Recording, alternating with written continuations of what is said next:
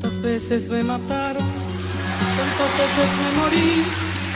sin embargo estoy aquí resucitando.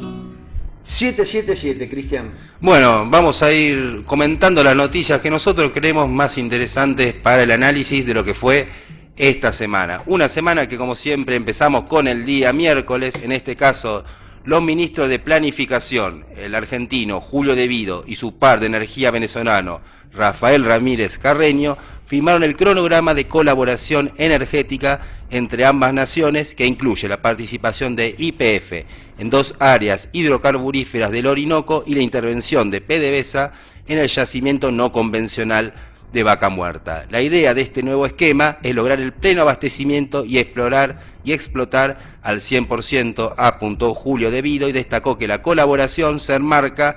en una relación comercial bilateral que desde el año 2004 a la fecha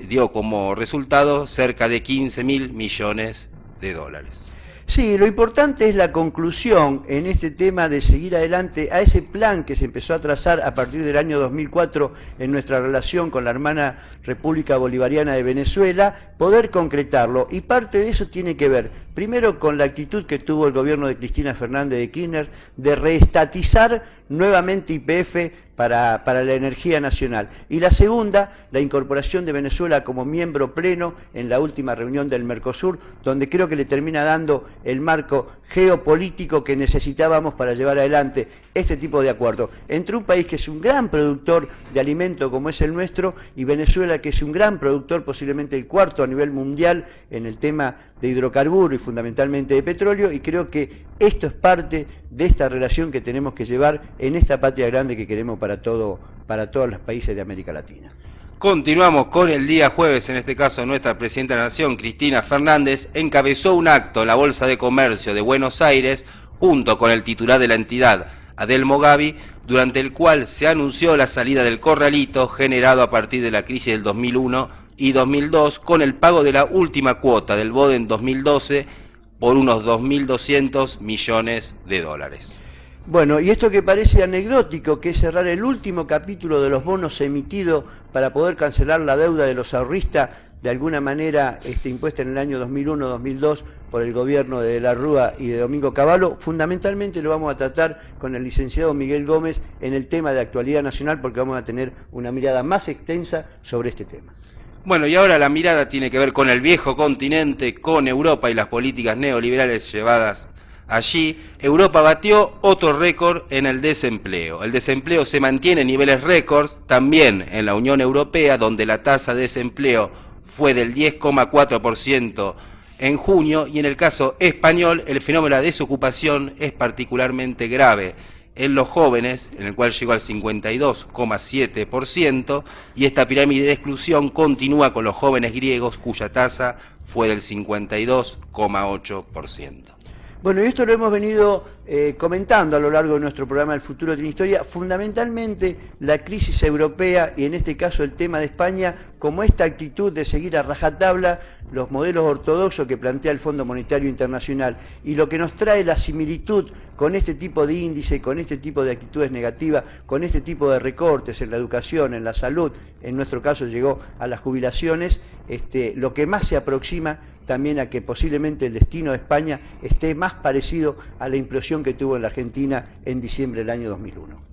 Bueno, y hablando de recortes, el sábado tiene que ver un poco con los recortes, en este caso Mauricio Macri, la noticia. En la Semana Mundial de la Lactancia Materna, el gobierno de la ciudad de Buenos Aires comenzó a descontar el presentismo a las docentes que usan la hora de lactancia. Realmente son parte de los retrocesos que generan estos modelos liberales de gobierno, en este caso puntual el del gobierno de la Ciudad de Buenos Aires, con este tipo de recortes. La verdad que es impensable que hoy, en pleno siglo XXI, donde cada vez uno tiene que intentar profundizar para que sea una mejor relación entre los seres humanos, quitarle una hora de lactancia durante 9 meses a una mamá que necesita amamantar a su hijo, trabajando 7 horas y pidiendo solamente 1. La verdad que es un retroceso impensable, excepto que venga del gobierno de la ciudad de Buenos Aires y de la mano de Mauricio Macri.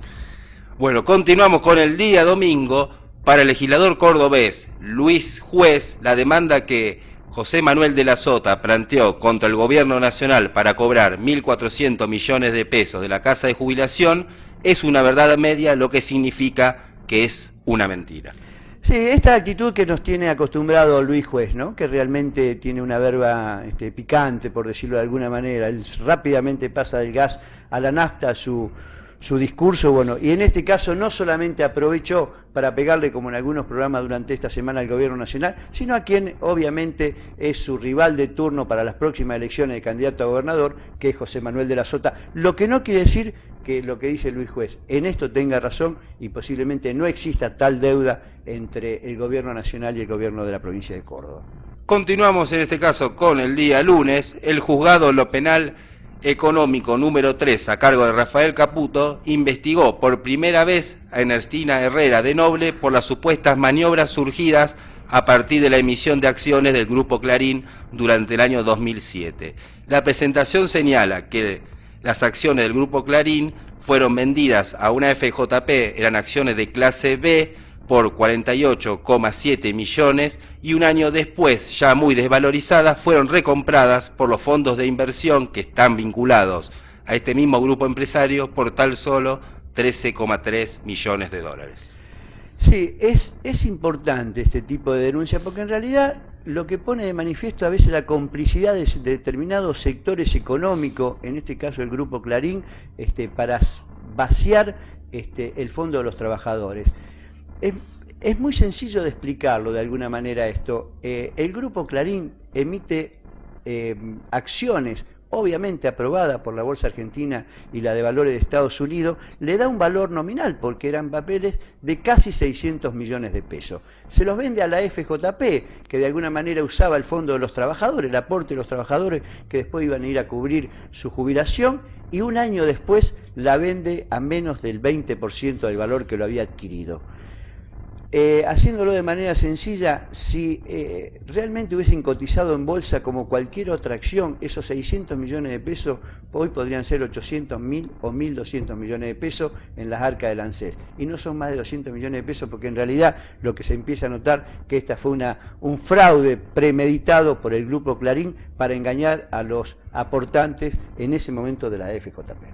Bueno, y continuamos por último con el día martes. Nuestra presidenta calificó como un salto cualitativo en medicina preventiva el lanzamiento de la segunda etapa del Plan Nacer, que amplía la cobertura a la mujer hasta los 64 años y hasta los 19 años para sus hijos. Y destacó que cuanto más se afecta a la prevención, mucho menor y efectivo es el gasto en salud. Bueno, y esto es lo que decimos, al recorte de la salud que hace España, nuestro país le va a intentar dar más beneficios sin quitarle nada a nadie a nuestros compatriotas argentinos. O sea, esta es la actitud diferenciada que hay entre un gobierno y otro. Un gobierno como el de Rajoy, que con las medidas que viene tomando, lamentablemente bajó su nivel de popularidad cerca del 60% a menos del 35%. Bueno, parecería que esto no es lo que está pasando con la presidenta, y más allá de los agoreros de la cadena nacional de la mala onda, los índices de popularidad que hoy mantiene nuestra presidenta están reflejados en el fin de semana en una encuesta realizada casualmente por Mora y Araujo, a quien no se le puede hacer o no se lo puede acusar de ser una encuestadora del gobierno oficialista, sino de decir que cuando uno más intenta dar, cuando uno intenta más redistribuir, sigue contando con el apoyo y la adhesión de nuestra gente. Bueno, Daniel, intentamos reflejar en estos minutos los temas más importantes de la semana.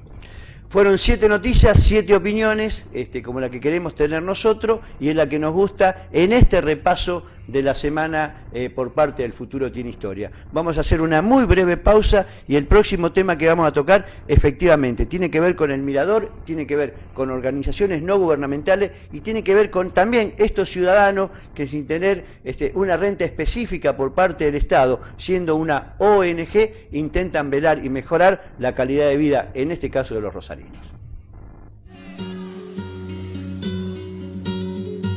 Tantas veces me mataron, tantas veces me morí, sin embargo estoy aquí resucitando.